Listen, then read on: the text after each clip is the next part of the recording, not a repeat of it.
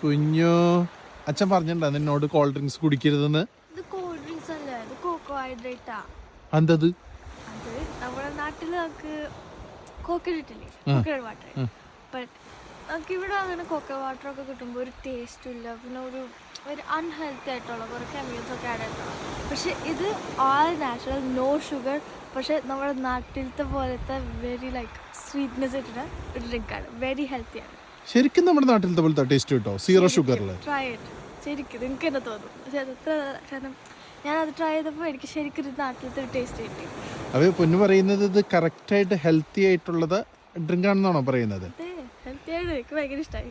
ഇപ്പം ഇതാണോ കഴിക്കണേ? ഇപ്പം സ്കൂളിലേക്കൊക്കെ പോകുമ്പോൾ ഞാനിപ്പോൾ ഇതൊക്കെ കൊണ്ടുവരാം. നല്ല രസമുണ്ട്, പിന്നെ നല്ല ഹൈഡ്രേറ്റഡ് ആവും. ഒരു പിന്നെ ഇപ്പോൾ ഹോട്ട്നെസ് ഒക്കെ പിന്നെ ഇത് കുടിക്കാൻ നല്ല രസമുണ്ട്.